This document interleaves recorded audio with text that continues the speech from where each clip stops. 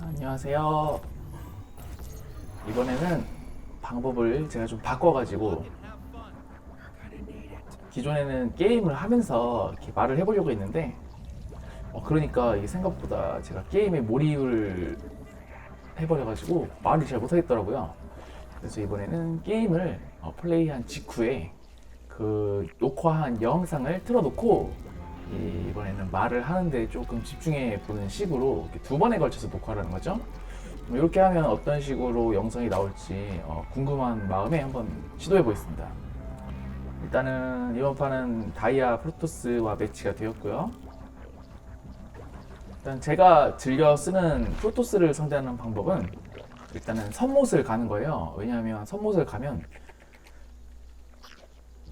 제 개인적으로 프로토스의 굉장히 위협적이라고 볼 수 있는 그 광자포 러시나 그 배터리를 전진해서 지어서 러시를 오는 경우에 이게 프로토스 유저가 그걸 정말 정교하게 잘해버리면 저그 유저로서는 앞마당 멀티를 먼저 가져간 이후에는 막지 못하는 경우가 많이 발생을 해요. 그래서 저는 조금 가난할지라도 속편하게 선못을 가게 되면 그런 류의 러시에는 이제 자유로울 수가 있거든요. 그런 식으로 먼저 조금 가난하지만 그 선못을 가서 저글링을 빨리 확보하는 방향으로 진행을 해보도록 하겠습니다. 지금 보시다시피 앞마당에 지금 대군주는 그 시야 확보를 위해서 띄워놓았어요. 상대방이 설령 제가 선못을 했다고 하더라도 시야가 없으면 시야 바깥에서 광자포를 짓는다든지 그런 사파류 프로토스 전략을 쓸 수가 있거든요. 지금 같은 경우는 제가 저기 정찰을 왔기 때문에 당연히 질럿을 한 마리, 광전사를 한 마리 뽑을 거라 생각했는데 안 뽑았기 때문에 바로 달리고 있습니다. 원래는 이런 경우에 저글링을 6마리 뽑았다면 더 심각한 피해를 줄 수 있는데 4마리밖에 안 뽑았기 때문에 큰 피해는 아닐지라도 저게 수정탑을 파괴하는 것 정도는 할 수도 있거든요. 그래서 보시다시피 저글링 4마리도 상대편 수정탑을 한번 커트해주면 저기 사도를 뽑는 데 있어서 템포를 흐트러지기 때문에 제 입장에서는 더 부유하게 일꾼을 뽑는 데 집중을 할 수가 있습니다. 지금같이 수정탑을 파괴를 하고 저글링 2마리가 남았다면 정찰도 할 수 있고 상대편 일꾼을 잡아줄 수도 있죠. 저는 그냥 한 마리를 잡는 방법으로 마무리를 했는데 사실은 한 마리를 살려서 계속 적 기지를 돌아다니면서 저기 우주관문을 가는지 로보틱스를 가는지 태클을 확인해 주는 게 더 좋은 방법이라고 생각을 해요. 근데 이제 아무래도 컨트롤하기가 좀 귀찮다 보니까 그냥 일꾼 한 마리와 교환을 해 주었습니다. 대신에 제가 저글링을 내준 만큼 빠르게 대군주 소급을 해서 적 정찰을 통해서 적의 의도는 정확하게 파악할 계획입니다. 그래서 지금 현재 소급을 해주고 있고요. 선 소급 그러고 나서 가스가 100이 되면 저글링 소급을 통해서 이제 예상치 못한 적의 사도 러시를 막는데 아무래도 저글링 같은 경우는 소급이 되어야지 비로소 1인분을 하는 유닛이라고 생각을 하거든요. 저그 유저로서 저글링 소급은 반드시 필요한 요소가 되겠습니다. 그리고 대군주가 소급이 되자마자 이제 적 정찰을 통해서 무엇을 하는지 확인을 하고 있고요. 저기 지금 로보틱스를 가고 분열기 혹은 거신을 확보하려는 의도를 파악했기 때문에 저는 바로 번식지로 태클을 타주면서 무탈로 넘어갈 계획을 가지고 있습니다. 아무래도 로고온 같은 경우에는 지상 유닛을 상대로는 굉장히 강력하나 공중 유닛을 저그가 뽑아버리면 저그 입장, 프로토스 입장에서 굉장히 취약할 수가 있거든요. 대신에 제가 유념해야 될 것은 저게 이제 타이밍 러시, 그러니까 제 무탈이 모이기 전에 제 무탈이 나와서 적진을 휘젓기 전에 먼저 들어오는 러시를 경계를 해야 되기 때문에 일정 숫자의 일꾼을 확보한 이후에는 이제 가시촉수를 잔뜩 지어서 방어를 해줄 생각이고요. 이제 무탈을 가겠다는 말은 어떤 의미냐면 적 무탈이라는 유닛은 이제 기동성이 이제 정말로 좋은 적의 유닛이기 때문에 이제 치고 빠지기 전략을 잘 써야 돼요. 뭐 흔히 게릴라 전술이라고 하죠. 그러니까 적과 정면으로 싸워주는 게 아니라 철저하게 피해 다니면서 적의 취약한 부분을 공격해주는 방법을 택할 거예요. 적이 만약에 공격을 온다면 저는 본진 수비는 가시촉수한테 맡기고 서로 적의 본진을 카운터하는 방식으로 진행을 해보도록 하겠습니다. 그리고 결국 무탈이 일정 수 이상 쌓이고 나서 휘젓고 있게 되면 적은 그 무탈을 따라다니면서 막을 수가 없는 상황이 펼쳐집니다. 그때 되면 이제 승기가 적한테 넘어간 상황이 되는 것이고요. 3멀티를 먹고 있어서 견제를 해주려고 했는데 거신이 나와서 일단 저글링은 빼고 곧 이제 거신과 함께 러쉬를 올 수도 있겠다고 생각이 들기 때문에 가시촉수를 잔뜩 지어주는 식으로 진행을 할 겁니다.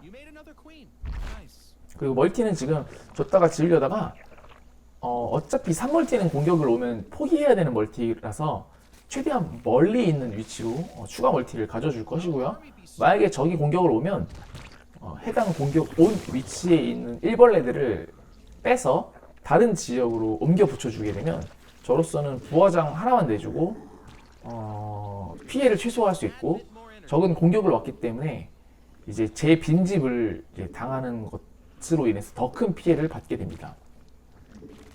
지금 이제 가시촉수를 잔뜩 지어주고 있고요. 이미 제 머릿속에는 적과 정면으로 교전할 생각이 전혀 없습니다. 로공 테크를 탄 프로토스이기 때문에 상대방의 강력한 지상 유닛을 굳이 저그가 정면으로 맞서 싸워줄 필요가 없어요. 그러니까 이 좁은 입구 쪽에 가시촉수를 잔뜩 지어주면 프로토스로서는 그 언덕을 뚫고 올라오기가 굉장히 곤란하거든요. 지금 보이는 바치 이제 무탈이 나왔기 때문에 이 취약한 타이밍을 가시촉수를 지어줌으로써 넘길 것이고 무탈은 곧바로 적 본진을 향해 뛰어줍니다. 이제 딱 지금 요 타이밍에 적이 들어오는 게 제가 걱정돼서 가시촉수를 짓는 건데 적은 공격 타이밍을 이미 놓쳤고요. 지금부터는 이제 무탈한테 휘둘릴 순서가 남아있는 거죠.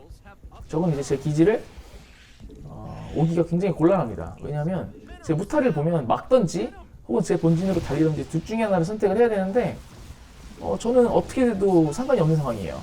이걸 막으러 와도 무탈은 이미 저한테 피해를 줄 수 있고 빼면 그만인 것이고 이걸 막지 않고 제 기지로 쳐들어온다면 저는 그냥 그대로 적진을 공략해주면 됩니다. 적은 공격을 택했네요. 그럼 이럴 경우에는 그대로 제 피해를 최소화시키기 위해서 일꾼을 싹 빼서 다른 5시 위치의 멀티 방향으로 이제 일꾼을 붙여주면 저는 이제 피해가 최소화되는 것이고 보시다시피 적은 괴멸적인 지금 피해를 당하고 있죠.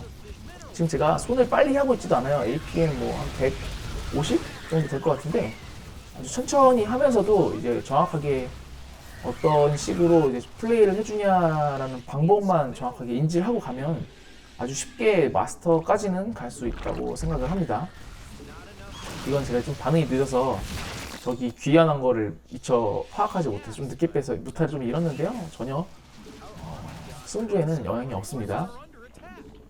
보시다시피 저는 일꾼을 하나도 잃지 않았고 그저 부화장 하나를 날린 것 뿐인데 적은 저한테 내준 게 너무나도 많죠. 지금 이렇게 수비를 해봐야 적은 상대방 프로토스는 절대로 저를 이길 수 없는 상황이고요. 적의 병력을 굳이 맞서서 싸워줄 필요가 없습니다. 시간은 제 편이고 그냥 저는 제가 유리한 위치에서만 전투를 가져가면 됩니다. 왜냐면 현재 제가 보유한 유닛들이 저글링과 무탈이라는 기동성이 너무나도 좋은 유닛들이기 때문에 적과의 직접 교전은 피하면서 결과적으로 적이 제 가시촉수로 쳐들어올 수밖에 없게끔 만들어주면 게임은 아주 유리하게 가져갈 수 있습니다. 이제 저는 계속 병력을 돌리면서 적을 공략해 줄 거예요. 막다가 지쳐서 적이 이제 지지를 치고 나가던가 아니면 참다 못해서 제 본진으로 쳐들어올 텐데 이제 제 본진으로 왔을 때는 저 가시촉수를 보고 전의를 상실하게 될 겁니다. 저는 여전히 그 멀티를 잘 돌려갖고 자원 수급에 문제가 없는 상황이고요. 계속 이런 식으로 상대방은 피해가 누적되고 있는 것이거든요. 돈이 어차피 남으니까 남는 자원은 다 가시촉수로 환산을 어느 정도 해주고요.